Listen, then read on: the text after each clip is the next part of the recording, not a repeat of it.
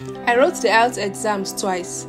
The first time I studied for a month and I focused on the writing section, but I got a score of 6.5.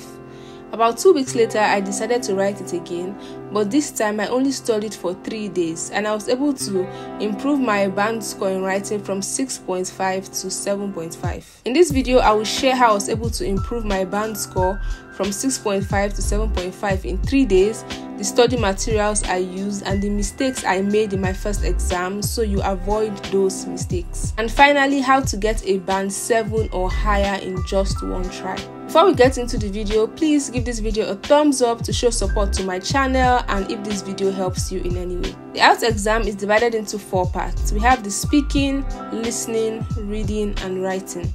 There are different types of IELTS exams, but I wrote the IELTS academic, and this is useful if you want to migrate for professional employment or for postgraduate studies, as this particular exam covers it all. The difference between the IELTS academic and general is in the writing section.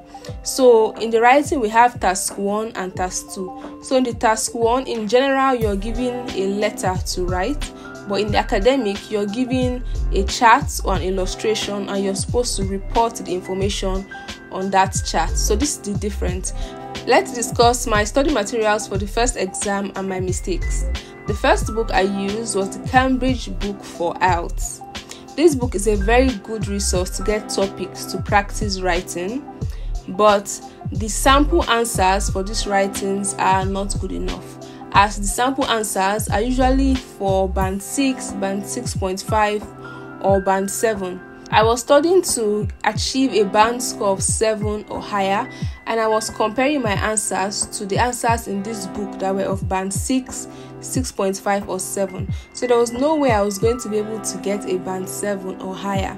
As long as I thought I did better than the answers provided in the book, I thought I was good to go. That was a big mistake because this assessment wasn't objective and you don't allocate scores based on sentiment, which was what I was doing. Let me share a bonus tip. One of my writing questions during the exams came from this Cambridge book for IELTS. So that's why I think it's a good resource to get practice topics for the exams.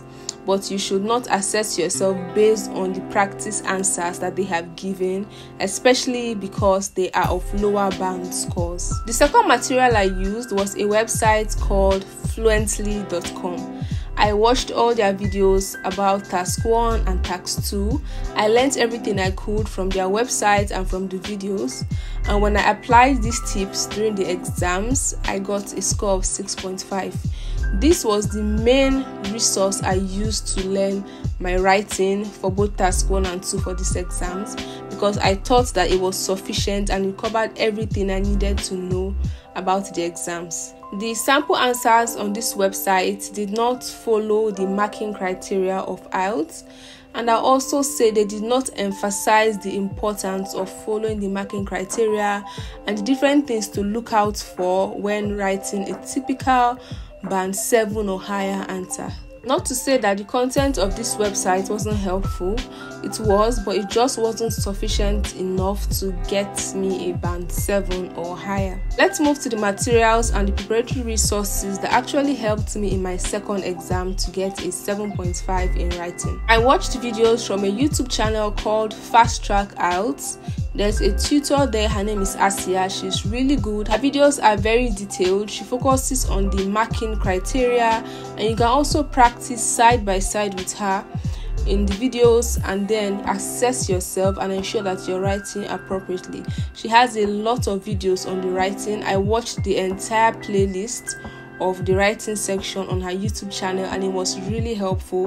This is my #1 resource for anyone that is writing the IELTS exam. I recommend you watch videos from Fast Track IELTS.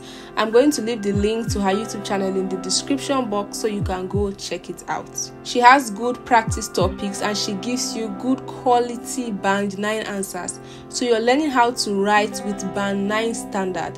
So it's a very good resource. I highly recommend. Second resource is a website, and this is IELTSLease.com. I'm going to leave this in the description box also. She has good quality band 9 answers, good practice topics, quizzes, and she will teach you how to answer different types of charts, bar charts, tables, diagrams should teach you step by step tips that you can use and how you can get a good score in your writing. I really recommend this because of the different practice topics that she has and the band 9 answers that are available, and it's all for free on her website. The third resource is actually the British Council website. I didn't realize how important this was in the first exam, but when I was studying for the second exam, this was really helpful. So when you've paid for the exam, on the website you would be able to access some practice questions, some quizzes, some tutorials. Yes, there are some tutorials that will teach you how to answer different parts of the exams for each section.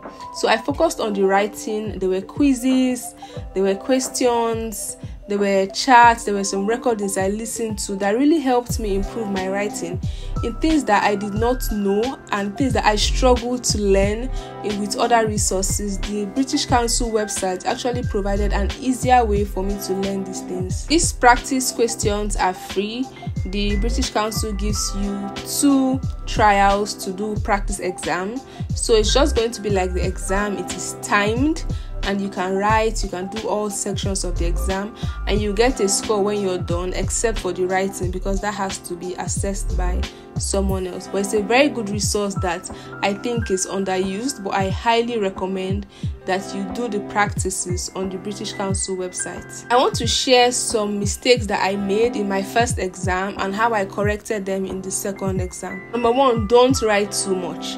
I didn't think this was a problem when I was preparing for my first exam because the only thing I knew was in task 1 I was supposed to write at least 150 and in task 2 at least 250. I didn't know that I'm not supposed to write too much.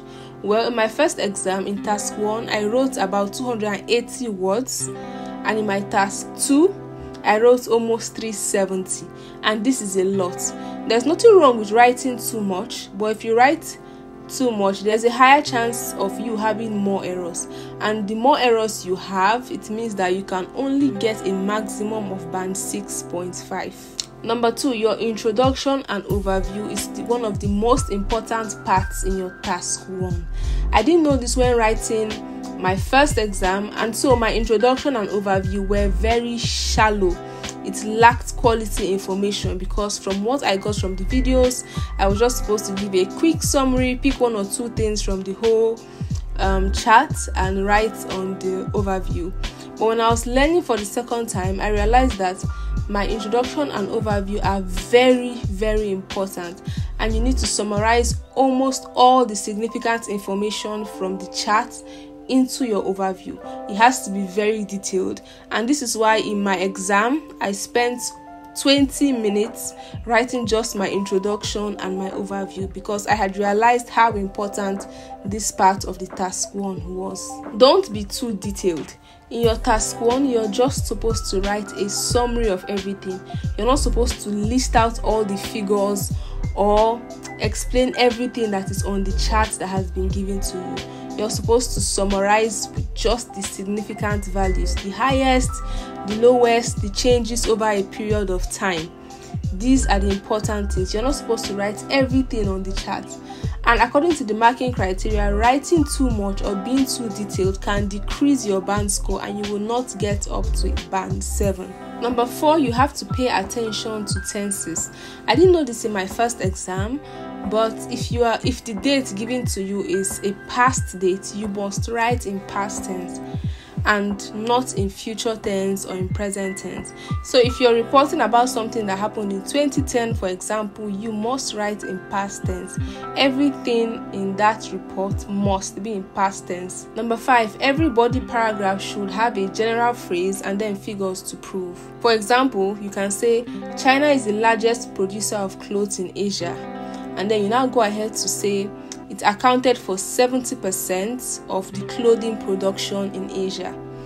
You do not start your paragraph saying that China accounted for 70% while India accounted for 40%. No, you must give a general phrase and then you give figures to prove it. These are some of the things that I improved in my task 1, but most of this information you will learn it on Fast Track IELTS on YouTube, so go check out her videos. For task 2, number 1, I would say I used too much connecting words. I learned that it was very important to use connecting words like furthermore, however, moreover, whereas. But I didn't know that using too much of these connecting words is actually a problem. I learned on Fast Track IELTS that according to the marking criteria, overuse or improper use of connecting words can cause you to have a lower band score, and you will not get a band score of up to 7. So you cannot, as much as you want to show that you have a broad knowledge of these connecting words, you are not supposed to use it excessively. I didn't know this in my first exam and I used it excessively. But in the second exam, I tried to use it where necessary. Also in my first exam, I was taught that it was okay to use firstly, secondly, thirdly to start the paragraphs. But I later on learned that this does not show that you have a good range of vocabulary. Using just firstly in your first paragraph, secondly in your third paragraph, and thirdly in the third paragraph is not good enough. You can start with firstly, and then you can start another one with furthermore, and then you can move on to in the next time period. You don't have to follow the sequence of first, second, and third. Number 2, do not use idioms and slangs. I didn't know this in my first exam, so I used some slangs when I was writing my task 2. But I learned that task 1 and 2 are both formal writings, and you do not use informal words. You do not use idioms because you do not know the interpretation of those idioms, and what you might think they mean might not be what they actually mean. Because these are formal write-ups, you have to use formal words. Common one is using kids or youngsters to substitute child. Kids and youngsters are informal words, and you can't use this in either your task 1 or task 2. So you have to learn good vocabulary that you can be used in these formal write-ups. An important tip for task 2 that I learned is to have a general stand and defend it. When I was studying for the first exam, I was told that it's good to stay in the middle and don't pick a particular side. If you're asked, do you agree or disagree, write a few points on agree, write a few points on disagree, and then, conclude. But when I was studying for the second exam, I learned that it is important that you give a strong stand. You need to state your opinion and focus on it. Avoid neutrality in your answers. You have to pick a stand and defend it. There's no right or wrong view in their marking scheme. It is important that you remember to give your opinion in task 2. I can't share all, but these are some of the important changes that I made in my writing section that helped me improve my writing from a 6.5 to a 7.5 band score. For the speaking section, I didn't particularly practice for this. I just knew that I was going to be asked questions and I'll have to give answers. So for this section, it's important that you're not too straightforward. Remember, this is a test of your English language. So when you're answering a question, you have to answer in a way that shows that you have a broad knowledge of English and you're able to apply it through communication. For example, they may ask you, do you like cats? You cannot just answer yes or no. You have to give an answer that shows that you can speak English very well. So a typical answer can be, growing up, we had a cat at home and I was very fond of it. But after a while, it bit me, and from there henceforth, I have hated cats. That is a good answer. It's better than saying no or yes. It's okay to say you're not familiar with a particular question, or you can say, this is a very interesting question, or you can say this is a difficult question before you start giving your answers. It is okay. These are different ways to communicate. There's a section where they'll give you some questions on the screen.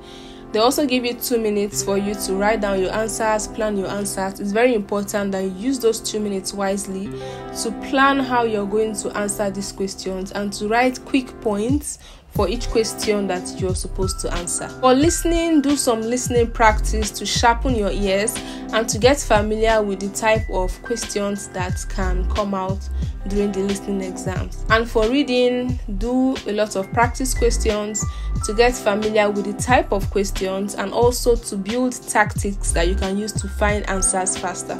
If you're struggling with reading, listening, or speaking, you can also watch videos from Fast Track IELTS. She also provides good resources for this part of the exams also. I hope this video has been helpful. Please give it a thumbs up if it has. Leave a comment if you have questions. I'm going to leave all the useful links and information in the description box so you can go check it out. I wish you all the best in your exams, and if these things help you, please come back to the comment section and let me know the outcome of your exams. I'll see you guys in my next video. Bye bye.